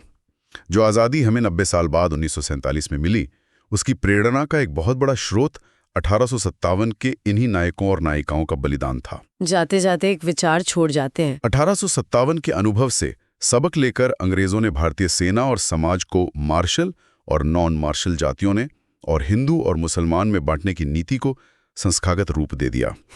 सोचने वाली बात यह है कि विद्रोह को दबाने के लिए बनाई गई ये बांटने की रणनीति क्या आज़ादी के बाद भी किसी न किसी रूप में हमारे समाज और हमारे संस्थानों पर अपना असर छोड़ गई है? तो 1857 का वो गदर, वो विद्रोह, वो दब चुका था, लेकिन उसकी राख के नीचे ना एक चिंगारी सुलग रही थी। बिल्कुल। अब लड़ाई सिर्फ तलवारों से नहीं होनी थी, अब लड़ाई थी विचारों की, सुधारों की और संगठनों की। हाँ। आज हम इसी दौर की गहराई में उतरेंगे, देखेंगे कि कैसे समाज सुधारों ने राष्ट्रवाद की नींव रखी और कैसे एक ऐसी संस्था का जन्म हुआ जो आगे चलकर आजादी की आवाज बनी, भारतीय राष्ट्रीय कांग्रेस। और ये समझना बहुत दिलचस्प है कि कैसे एक ही आंदोलन के अंदर अलग अलग विचारधाराएं पैदा हुई। हाँ। एक तरफ शांति से याचिकाएं देने का रास्ता था, तो दूसरी तरफ अपने हक के लिए सीधी मांग। हाँ। तो आज हम यही देखेंगे कि ये रास्ते कैसे बने, क्यों टकराए और इन्होंने भारत के भविष्य को कैसे आकार दिया। चलिए इसे खोलकर देखते हैं। तो 19वीं सदी का भारत कई सामाजिक कुरीतियों में कह सकते हैं जकड़ा हुआ था। बिल्कुल। सती प्रथा, बाल विवाह, जाति का भेदभाव, बहुत कुछ था। और यहीं से सुधार की पहली चिंगारी भड़की और सबसे पहला नाम जो दिमाग में आता है वो है राजा राममोहन रॉय का। 1828 में ब्रह्म समाज की स्थापना। उनका मानना था कि अगर भारत को आगे बढ़ना है तो पश्चिमी शिक्षा, आधुनिक विचार इन्हें अपनाना ही होगा। और उन्होंने सिर्फ कहा नहीं, करके भी दिखाया। लॉर्ड विलियम बेंटिक के साथ मिलकर 1829 में सती प्रथा पर जो रोक लगी उसमें उनकी बहुत बड़ी भूमिका थी। लेकिन यहाँ एक दिलचस्प मोड़ आता है। मतलब जहां राममोहन रॉय जैसे लोग पश्चिम की तरफ देख रहे थे, वहीं एक दूसरा वर्ग भी तो था। बिल्कुल, एक ऐसा वर्ग जिसका मानना था कि असली ज्ञान और सुधार का रास्ता हमारे अपने अतीत में है, हमारे वेदों में है। स्वामी दयानंद सरस्वती। हाँ, स्वामी दयानंद सरस्वती 1875 में आर्य समाज की स्थापना और उनका वो प्रसिद्ध नारा वेदों की ओर लौटो। उनका असली नाम मूलशंकर था, है ना? हाँ, बिल्कुल। उनका तर्क ये था कि भारतीय समाज में जितनी भी कुरीतियां हैं वो सब बाद में आई हैं। जो असली वैदिक धर्म था वो तो बहुत प्रगतिशील था। उन्होंने शुद्धि आंदोलन भी चलाया था। अच्छा। ताकि जो लोग हिंदू धर्म छोड़ चुके हैं उन्हें वापस लाया जा सके। तो मतलब सुधार को लेकर भी दो अलग अलग खेमे बन रहे थे, एक आधुनिकतावादी और दूसरा कह सकते हैं पुनरुत्थानवादी। सही। लेकिन इन दोनों से अलग एक और आवाज भी तो थी, जो न सिर्फ धर्म बल्कि समाज के सबसे बुनियादी ढांचे यानी जाति पर सवाल उठा रही थी। आपने बिल्कुल सही नस पकड़ी है। ज्योतिबा फूले और उनकी पत्नी सावित्रीबाई फूले। ये कहानी इसी तीसरी और शायद सबसे क्रांतिकारी धारा की है। फूले ने सत्य शोधक समाज की स्थापना की और उनकी किताब गुलामगिरी ने तो ब्राह्मणवादी व्यवस्था पर सीधा प्रहार किया था। उनका कहना था कि असली गुलामी सिर्फ अंग्रेजों की नहीं है। हाँ, बल्कि जाति व्यवस्था की भी है। और उनकी पत्नी सावित्रीबाई फुले जब वो पुणे में लड़कियों के लिए भारत का पहला स्कूल खोलने निकली तो लोग उन पर पत्थर और कीचड़ फेंकते थे। सोचना भी मुश्किल है कि उस माहौल में उन्होंने ये सब कैसे किया होगा। बिल्कुल। तो इन सब ने मिलकर अपने मतभेदों के बावजूद एक काम जरूर किया। उन्होंने भारतीयों को अपने समाज के बारे में सोचने, सवाल करने और आत्मसम्मान महसूस करने के लिए मजबूर कर दिया। और इसी कड़ी में स्वामी विवेकानंद का नाम आता है। बिल्कुल। 1893 में शिकागो विश्व धर्म संसद जब उन्होंने भाषण दिया तो भारतीय दर्शन को दुनिया के सामने एक नए आत्मविश्वास के साथ रखा। सुभाष चंद्र बोस ने उन्हें राष्ट्रीय आंदोलन का आध्यात्मिक पिता कहा था। यूं ही नहीं कहा था। इन सभी सुधारों ने मिलकर एक ऐसी जमीन तैयार की, एक ऐसी चेतना जगाई जिस पर अब एक राजनीतिक संगठन का पौधा उग सकता था। तो एक तरफ समाज में ये सब उथल-पुथल चल रही थी, लेकिन ये सारी कोशिशें अलग-अलग जगहों पर थीं, अलग-अलग गुटों में। वहाँ उस वक्त एक ऐसी आवाज की जरूरत थी जो पूरे देश के लिए बोल सके। और कमाल की बात यह है कि ये कदम एक भारतीय ने नहीं, एक अंग्रेज ने उठाया। हाँ, एलन ऑक्टेवियन ह्यूम, एक रिटायर्ड ब्रिटिश अफसर। और यहीं से भारतीय इतिहास की सबसे दिलचस्प थ्योरीज में से एक निकलती है safety valve theory. Safety valve theory, सुरक्षा वाल्व का सिद्धांत। हाँ। लाला लाजपत राय ने इसका जिक्र किया है। सोच ये थी कि 1857 के बाद अंग्रेज सरकार डर गई थी। अच्छा। उन्हें लगा कि भारतीयों के अंदर जो गुस्सा उबल रहा है उसे निकलने के लिए एक सुरक्षित रास्ता देना जरूरी है, वरना वो फिर किसी बड़े विद्रोह के रूप में फट सकता है। तो कांग्रेस को एक प्रेशर कुकर के वॉल्व की तरह बनाया गया। एक तरह से, हाँ। तो मतलब ये कि जिस कांग्रेस ने आजादी की लड़ाई लड़ी उसकी शुरुआत एक अंग्रेज ने की ताकि अंग्रेजी राज बचा रहे। ये तो सुनने में बड़ा अजीब लगता है। बिल्कुल अजीब है, और इसीलिए इसका एक काउंटर नैरेटिव भी है। क्या है वो? उसे कहते हैं लाइटनिंग कंडक्टर थियरी, मतलब तड़ित चालक का सिद्धांत। अच्छा। गोपाल कृष्ण गोखले जैसे नेताओं का मानना था कि शुरुआती राष्ट्रवादी इतने मजबूत नहीं थे कि वो खुले तौर पर एक राजनीतिक संगठन बना सकें। उन्हें डर था कि अंग्रेज सरकार उसे शुरू होने से पहले ही कुचल देगी। तो उन्होंने ह्यूम को एक ढाल की तरह इस्तेमाल किया। बिल्कुल, एक लाइटनिंग कंडक्टर की तरह, ताकि सरकार का गुस्सा सीधे उन पर ना गिरे और संगठन खड़ा हो सके। सच शायद इन दोनों के बीच में कहीं था। ये तो वाकई दिलचस्प है। तो इस तरह 28 दिसंबर 1885 को बॉम्बे के गोकुलदास तेजपाल संस्कृत कॉलेज में 72 लोग मिले और भारतीय राष्ट्रीय कांग्रेस की शुरुआत हुई। हाँ, पहले अध्यक्ष थे व्योमेश चंद्र बनर्जी और वाइसराय थे लॉर्ड डफरिन। लेकिन एक सवाल मन में आता है, हाँ, क्या ये 72 लोग सच में पूरे भारत का प्रतिनिधित्व कर रहे थे? हाँ, बहुत जरूरी सवाल है और इसका जवाब है शुरुआत में बिल्कुल नहीं। अच्छा। ये एक बहुत ही इलीट ग्रुप था। वकील, डॉक्टर, पत्रकार, जमींदार, ज्यादातर बड़े शहरों से। आम आदमी, किसान या मजदूर का इससे कोई लेना देना नहीं था। तो कांग्रेस को सही मायनों में राष्ट्रीय बनने में काफी समय लगा। कई दशक लगे, और यही नरम दल और गरम दल के बीच के झगड़े की एक बड़ी वजह भी बनी। तो चलिए अब इस झगड़े की बात करते हैं। कांग्रेस बन तो गई, लेकिन जैसा आपने कहा उसमें सब एक सोच के लोग नहीं थे। शुरुआती दौर यानी 1885 से 1905 तक किन लोगों का दबदबा था? इस दौर को नरम दल यानी मॉडरेट्स का युग कहा जाता है। दादा भाई नौरोजी, फिरोज शाह मेहता, गोपाल कृष्ण गोखले जैसे बड़े नेता इसमें शामिल थे। और इनकी कार्यप्रणाली को 3P कहते थे, है ना? हाँ, 3P, प्रेयर, पिटिशन और प्रोटेस्ट, यानी प्रार्थना, याचिका और संवैधानिक दायरे में रहकर विरोध। उन्हें ब्रिटिश न्याय प्रियता पर गहरा विश्वास था। उन्हें लगता था कि अगर हम अपनी बात सही तरीके से रखेंगे तो अंग्रेज मान लेंगे। बिल्कुल, लेकिन उन्हें सिर्फ याचिकाएं देने वाला गुट कहकर खारिज करना भी ठीक नहीं होगा। उनका कोई ठोस वैचारिक योगदान था? बहुत बड़ा। उनका सबसे बड़ा वैचारिक हथियार था दादा भाई नौरोजी का धन निष्कासन का सिद्धांत, ड्रेन ऑफ वेल्थ थियरी। हाँ, अपनी किताब poverty and un British rule in India में उन्होंने आंकड़ों के साथ ये साबित किया कि कैसे अंग्रेज भारत का पैसा लूटकर ब्रिटेन ले जा रहे हैं, और यही भारत की गरीबी का असली कारण है। ये तो ब्रिटिश राज की नैतिक नींव पर सीधा हमला था। जबरदस्त हमला था। उन्होंने ये कहकर अंग्रेजों को आईना दिखा दिया कि आपका शासन ब्रिटिश नहीं बल्कि अन ब्रिटिश यानी अन्यायपूर्ण है। तो एक तरफ ये पढ़े लिखे नेता थे जो आर्थिक तर्कों और याचिकाओं से लड़ाई लड़ रहे थे, लेकिन जाहिर है कांग्रेस के अंदर ही बहुत से लोग इस तरीके से खुश नहीं थे। हाँ, क्योंकि जमीनी स्तर पर ज्यादा कुछ बदल नहीं रहा था। अंग्रेज सरकार उनकी याचिकाओं को ज्यादातर रद्दी की टोकरी में डाल देती थी। और यहीं से गरम दल का उदय हुआ। बिल्कुल। 20वीं सदी की शुरुआत में एक नए, ज्यादा आक्रामक गुट का उदय हुआ, जिन्हें कहा गया गरम दल यानी एक्सट्रीमिस्ट्स। इनका मानना था कि आजादी भीख मांगने से नहीं, छीनने से मिलेगी। और इस विचारधारा के 3 सबसे बड़े चेहरे थे, लाल, बाल, पाल। हाँ, पंजाब से लाला लाजपत राय, महाराष्ट्र से बाल गंगाधर तिलक और बंगाल से बिपिन चंद्र पाल। और तिलक का अंदाज तो सबसे अलग था। उन्होंने ही नारा दिया था, स्वराज मेरा जन्मसिद्ध अधिकार है और मैं इसे लेकर रहूंगा। तिलक का अंदाज ही अलग था। जहां नरम दल वाले बंद कमरों में याचिकाएं लिखते थे, तिलक अपने अखबारों केसरी और मराठा में आग उगलने वाले लेख लिखते थे। अच्छा। उन्होंने लोगों को एकजुट करने के लिए पारंपरिक चीजों का इस्तेमाल किया, जैसे सार्वजनिक गणपति उत्सव और शिवाजी उत्सव। ये एक ब्रिलियंट मूव थी। इससे आम आदमी भी आंदोलन से जुड़ गया। बिल्कुल बिल्कुल। जो नरम दल की एलीट राजनीति से नहीं जुड़ पाता था, वो भी आंदोलन का हिस्सा बन गया।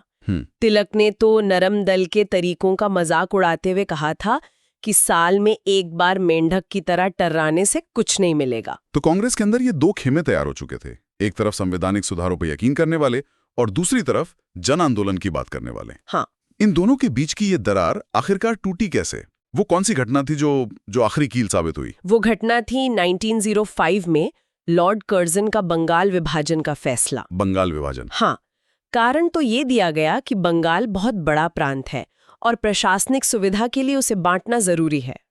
लेकिन असली मकसद था बांटो और राज करो। अच्छा। बंगाल उस समय भारतीय राष्ट्रवाद का गढ़ था। अंग्रेजों ने उसे पूर्वी बंगाल, जो मुस्लिम बहुल था, और पश्चिमी बंगाल, जो हिंदू बहुल था, उसमें बांटकर हिंदू मुस्लिम एकता को तोड़ना चाहा। लेकिन इसका असर तो शायद उल्टा ही हो गया। बिल्कुल उल्टा।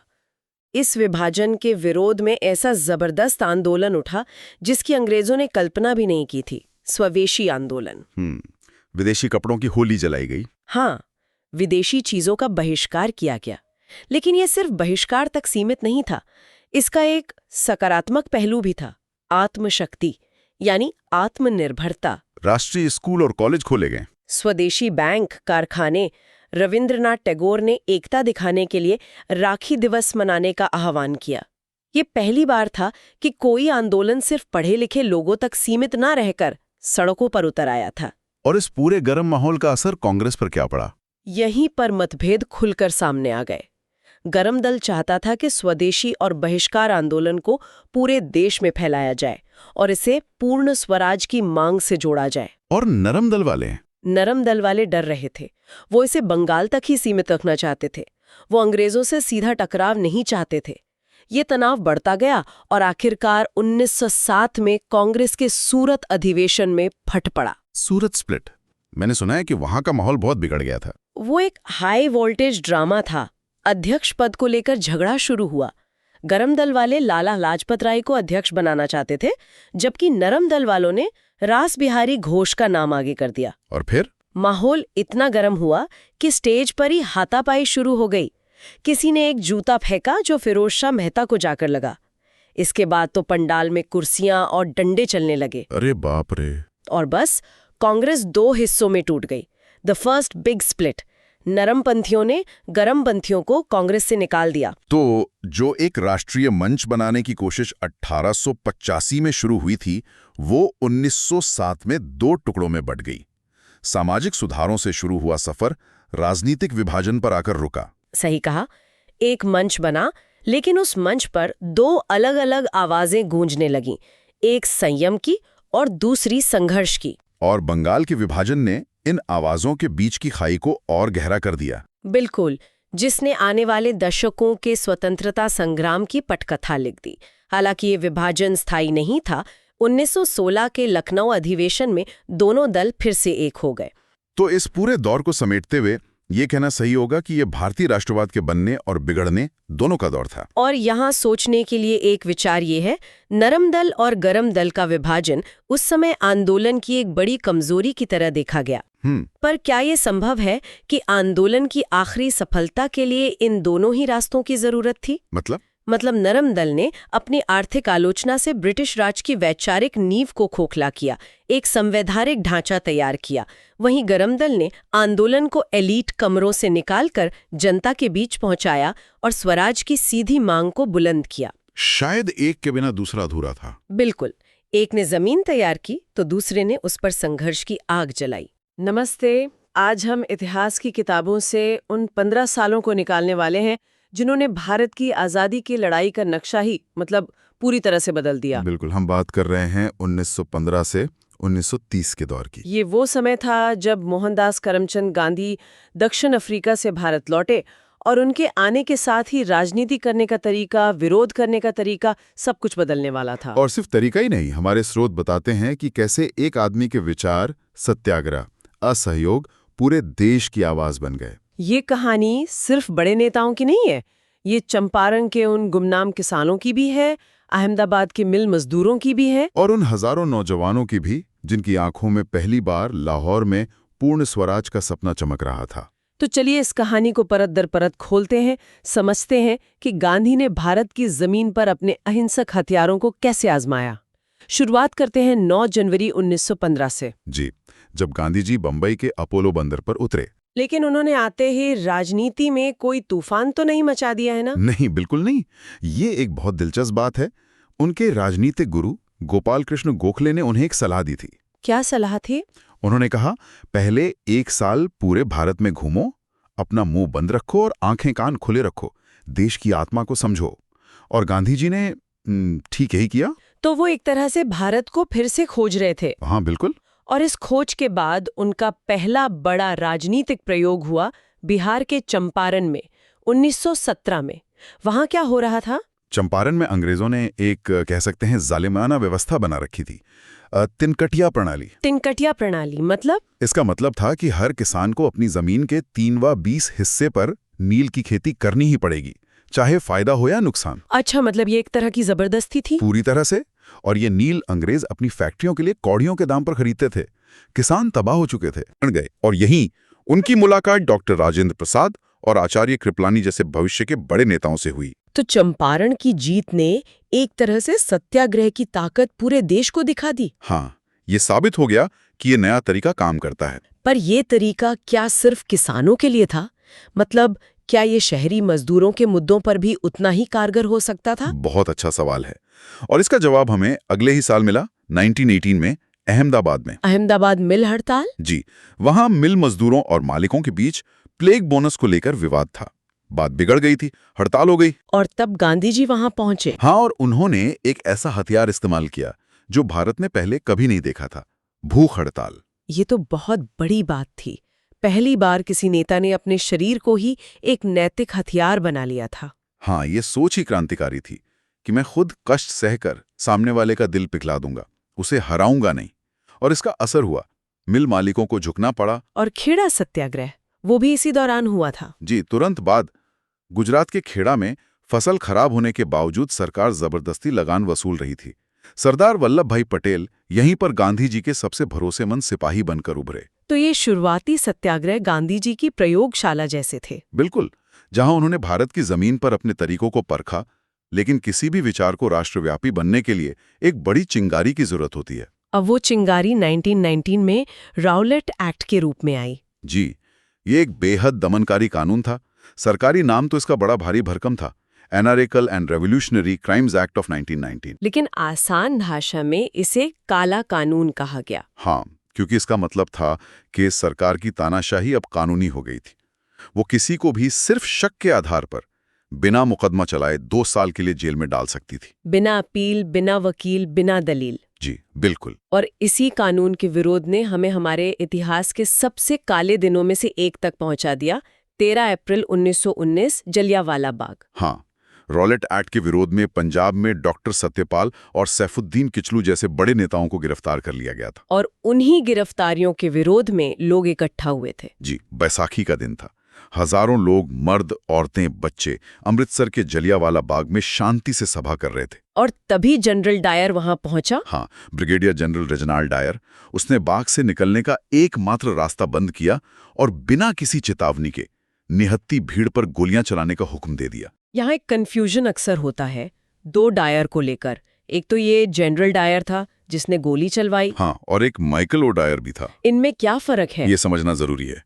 गोली चलाने का आदेश ब्रिगेडियर जनरल आर डायर ने दिया था, लेकिन उस वक्त पंजाब का जो असली बॉस था, मतलब लेफ्टिनेंट गवर्नर, वो माइकल ओ डायर था। अच्छा, तो पंजाब में मार्शल लॉ लगाने और दमन की पूरी नीति का जिम्मेदार वो था। वही था।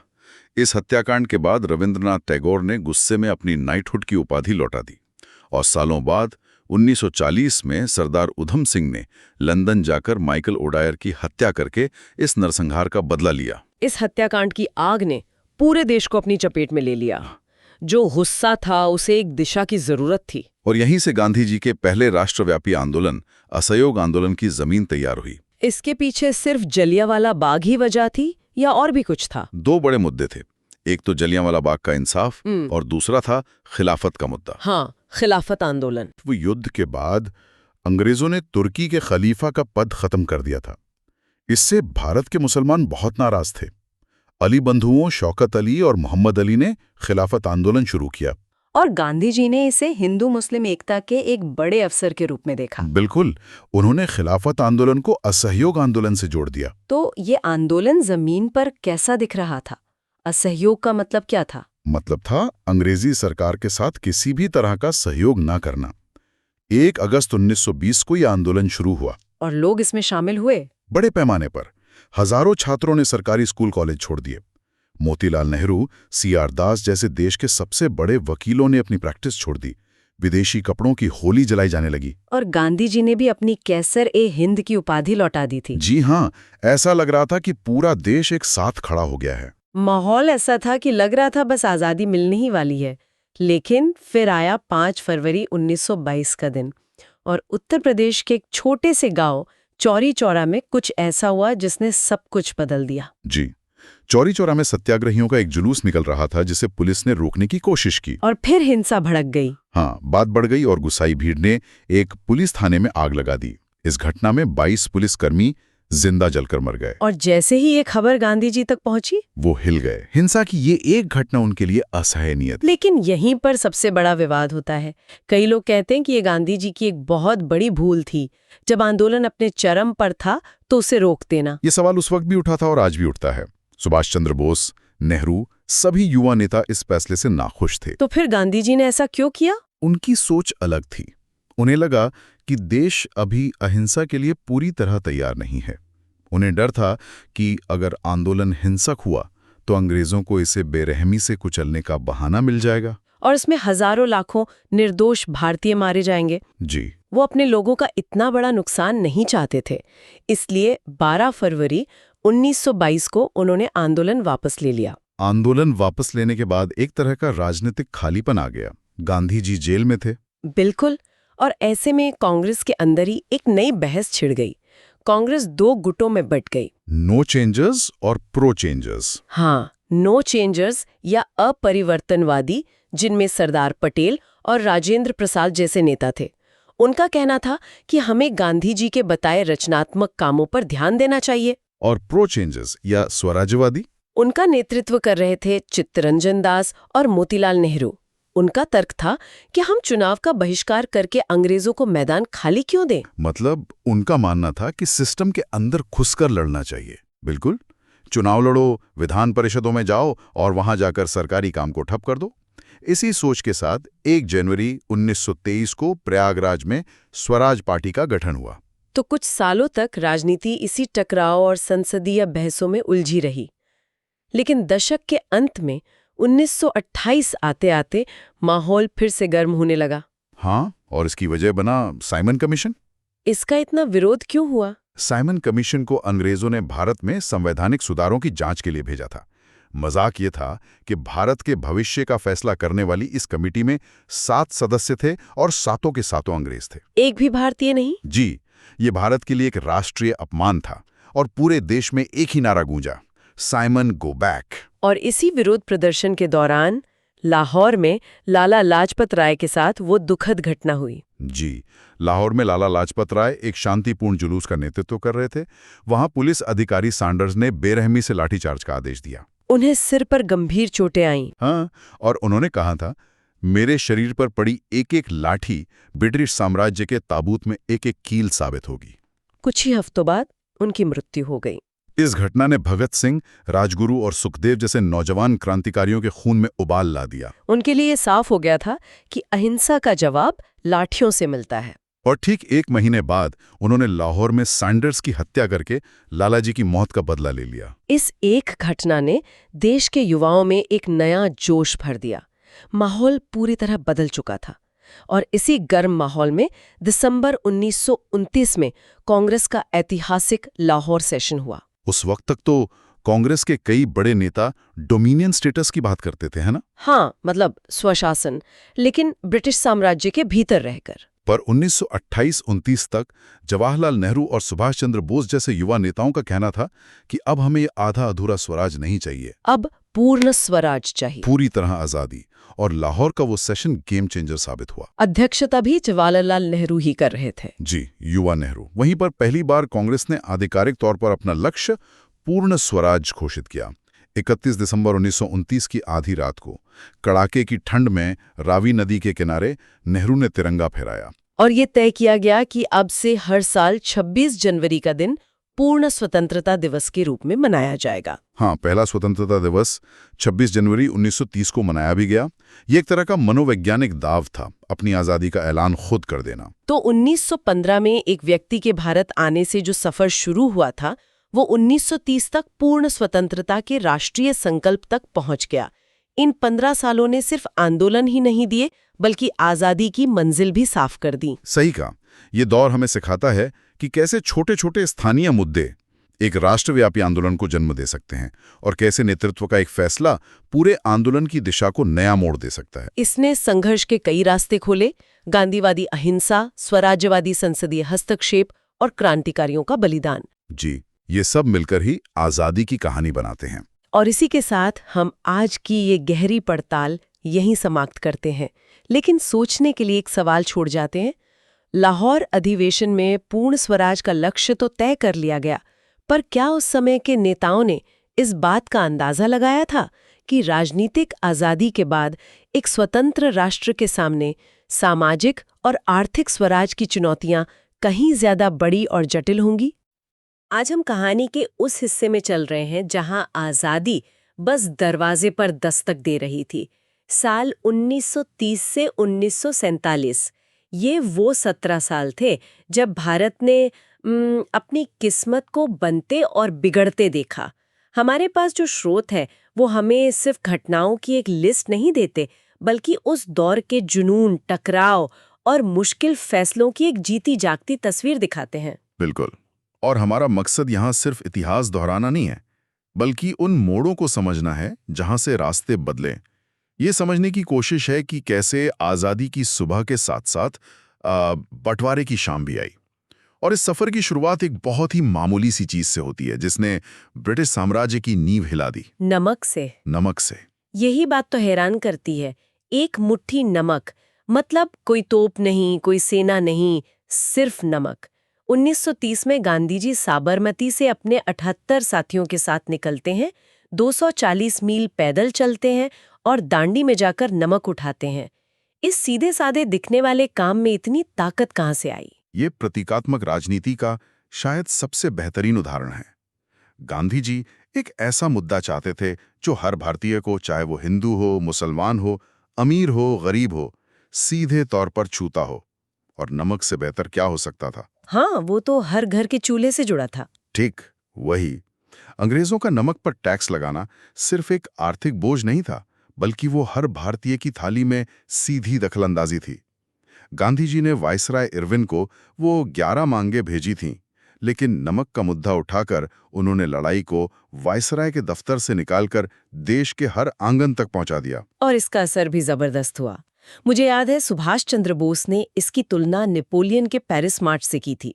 मतलब एक साधारण सी दांडी यात्रा को दुनिया के इतने बड़े सैन्य अभियान के बराबर देखा जा रहा था। ये दिखाता है कि सही प्रतीक चुनना कितना जरूरी है। और ये सिर्फ दांडी तक सीमित नहीं रहा। जैसे ही गांधी जी ने कानून तोड़ा, मानो पूरे देश को एक इशारा मिल गया। तमिलनाडु में सी राजगोपालाचारी ने वैसी ही यात्रा निकाली। उत्तर पश्चिमी सीमा पर सीमांत गांधी कहे जाने वाले खान अब्दुल गफ्फार खान के खुदाए खिदमतगार या लाल कुर्ती आंदोलन ने अंग्रेजों की नाक में दम कर दिया। हर जगह लोग नमक बना रहे थे, प्रदर्शन कर रहे थे।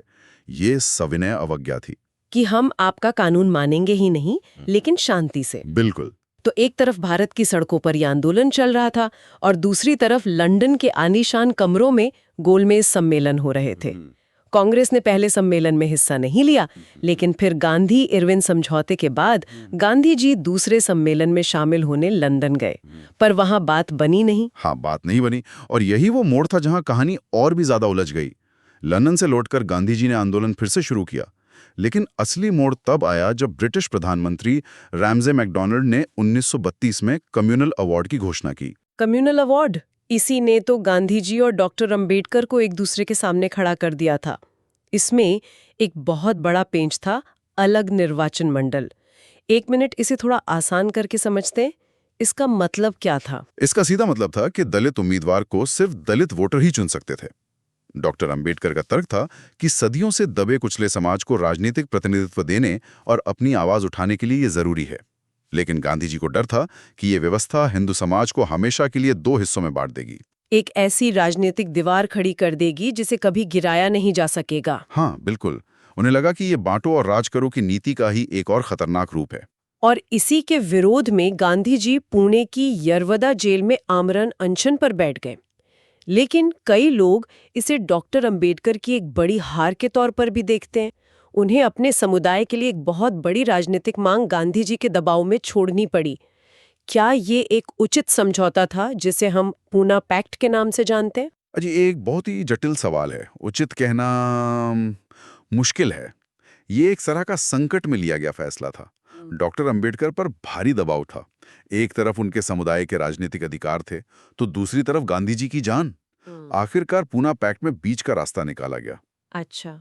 अलग निर्वाचन मंडल की बात खत्म कर दी गई, लेकिन उसके बदले में प्रांतीय विधानमंडलों में दलितों के लिए आरक्षित सीटें 71 से बढ़ाकर दोगुनी से भी ज्यादा 147 कर दी गईं। ओहो। तो एक तरह से अंबेडकर ने राजनीतिक प्रतिनिधित्व तो हासिल कर लिया, लेकिन उस तरीके से नहीं जैसा वो चाहते थे। इसने उस समय एक बड़े सामाजिक टकराव को टाल दिया। तो पूना पैक्ट ने एक बड़े सामाजिक टकराव को तो टाल दिया, लेकिन आजादी की लड़ाई अभी भी अधूरी थी। और अगले कुछ सालों में दुनिया एक ऐसे महायुद्ध में उलझ गई जिसने ब्रिटेन को हिलाकर रख दिया और भारत में गांधी जी को अपना सबसे बड़ा दांव खेलने पर मजबूर कर दिया। हम 1942 की तरफ बढ़ रहे हैं। बिल्कुल। दूसरा विश्व युद्ध शुरू हो चुका था और अंग्रेज भारत से पूरी मदद चाहते थे। इसी सिलसिले में मार्च 1942 में क्रिप्स मिशन भारत आया। लेकिन वो युद्ध के बाद डोमिनियन स्टेटस जैसे अधूरे वादे लेकर आया था, जो अब किसी को मंजूर नहीं था। कांग्रेस को पूर्ण स्वराज से कम कुछ नहीं चाहिए था। गांधी जी ने क्रिप्स के प्रस्ताव को एक डूबते हुए बैंक का पोस्ट डेटेड चेक कहा। सही। जब बातचीत का हर रास्ता बंद हो गया, तब गांधी जी ने अपना आखिरी और सबसे शक्तिशाली आंदोलन छेड़ा, भारत छोड़ो आंदोलन। 8 अगस्त 1942 बंबई का ग्वालियर टैंक मैदान और गांधी जी का नारा करो या मरो। ये उनके अब तक के अहिंसक आंदोलनों से बहुत अलग और ज्यादा आक्रामक लगता है ना? हाँ, ये गांधी जी का एक अलग ही रूप था। करो या मरो का मतलब था कि अब या तो हम देश को आजाद कराएंगे या इस कोशिश में अपनी जान दे देंगे। ये अंग्रेजों को दिया गया आखिरी अल्टीमेटम था। अंग्रेजों ने भी इसकी गंभीरता को समझा। उन्होंने ऑपरेशन जीरो आवर चलाया और 9 अगस्त की सुबह होने से पहले ही गांधी जी, नेहरू, पटेल समेत कांग्रेस के सभी बड़े नेताओं को गिरफ्तार करके जेल में डाल दिया। उन्हें लगा सांप मर गया, अब लाठी कौन पीटेगा, आंदोलन शुरू होने से पहले ही खत्म। लेकिन उनका अंदाजा पूरी तरह गलत साबित हुआ। यही तो इस आंदोलन की सबसे हैरान करने वाली बात है।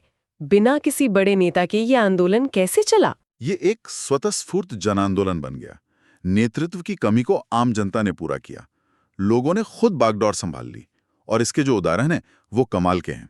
जरा उस सीन के बारे में सोचिए। हर तरफ अंग्रेजों का पहरा, गिरफ्तारी का डर और कहीं एक कमरे में 22 साल की एक लड़की उषा मेहता अपनी आवाज से खुफिया रेडियो स्टेशन चलाकर पूरे देश में उम्मीद की आग जला रही थी। ये तो किसी जासूसी फिल्म जैसा लगता है। बिल्कुल, सच में। और सिर्फ यही नहीं, बलिया में चित्तू पांडे ने तो कुछ दिनों के लिए अंग्रेजी हुकूमत को उखाड़ फेंका और अपनी समानांतर सरकार ही बना ली। महाराष्ट्र के सतारा में तो सालों तक ऐसी प्रति सरकार चलती रही। इसने अंग्रेजों को एक साफ और सीधा संदेश दे दिया था, अब तुम भारत पर शासन नहीं कर सकते। बिल्कुल। भारत छोड़ो ने भले ही तुरंत आजादी न दिलाई हो, लेकिन इसने ब्रिटिश राज की नैतिक नींव को पूरी तरह से ध्वस्त कर दिया। और जिस वक्त देश के अंदर करो या मरो का नारा गूंज रहा था, उसी वक्त देश के बाहर एक और कहानी लिखी जा रही थी। एक ऐसा नेता जिसने आजादी के लिए एक बिल्कुल अलग रास्ता चुना था। सुभाष चंद्र बोस। नेताजी। हाँ, नेताजी की कहानी तो अपने आप में एक महाकाव्य है।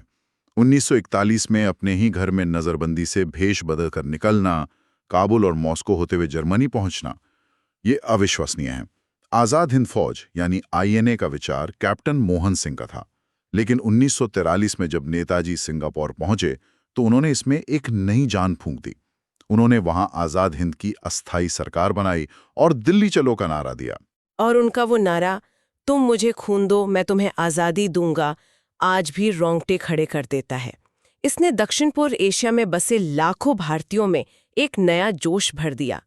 लेकिन इस फौज का सैन्य प्रभाव कितना रहा? देखिए, सैन्य दृष्टि से इम्फाल, कोहिमा मोर्चे पर आईएनए को सफलता नहीं मिली, लेकिन उनका असली असर युद्ध के बाद दिखा। 1945 में जब दिल्ली के लाल किले में आईएनए के 3 अधिकारियों, एक हिंदू, एक मुसलमान और एक सिख, शाहनवाज खान, प्रेम सहगल और गुरबख्श सिंह ढिल्लों पर देशद्रोह का मुकदमा चलाया गया। और अंग्रेजों का ये दांव उल्टा पड़ गया पूरी तरह। इस मुकदमे ने पूरे देश को एक कर दिया। क्या आम लोग, क्या कांग्रेस, सब उनके समर्थन में उतर आए। जवाहरलाल नेहरू जैसे बड़े नेताओं ने सालों बाद वकालत का कोट पहन के उनका केस लड़ा। सही कहा। सड़कों पे नारे लग रहे थे, लाल किले से आई आवाज, सहगल ढिल्लों शाहनवाज। सही कहा।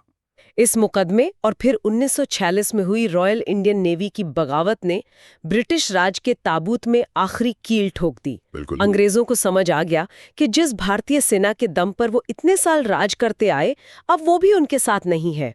अब उनके जाने का वक्त आ चुका था। तो विश्व युद्ध खत्म हो चुका था, ब्रिटेन जीत तो गया था, लेकिन आर्थिक और सैन्य रूप से पूरी तरह टूट चुका था। भारत में भारत छोड़ो और आईएनए ने उनकी पकड़ कमजोर कर दी थी।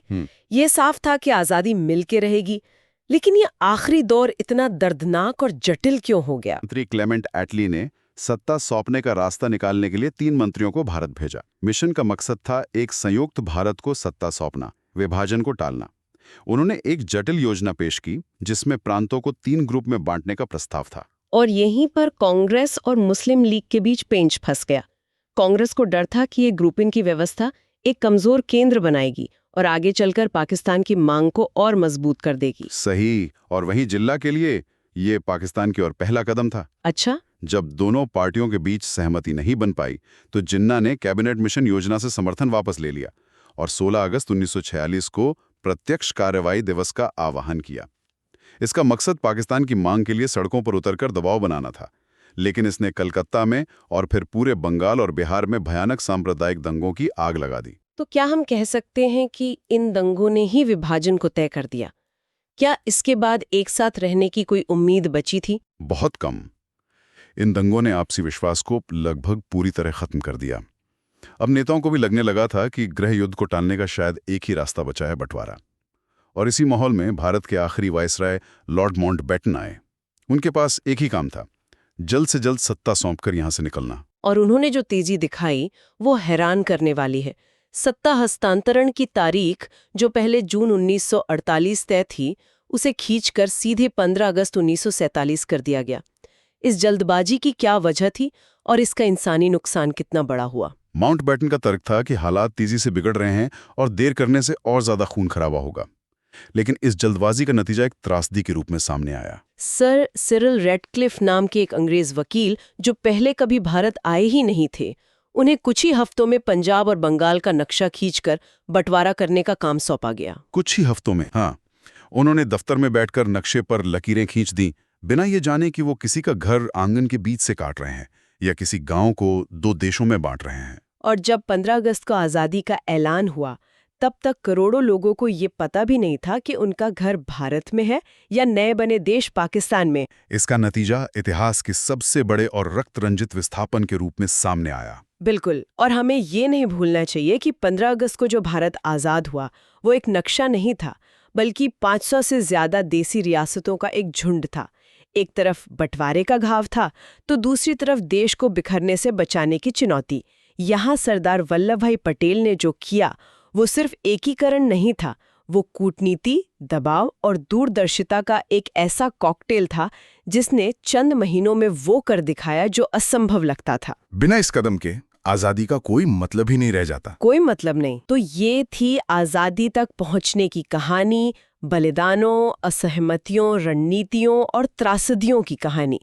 एक तरफ सदियों के गुलामी के बाद आजादी का वो बेमिसाल जश्न था, तो दूसरी तरफ अपने ही देश के 2 टुकड़े होने का कभी न भरने वाला जख्म।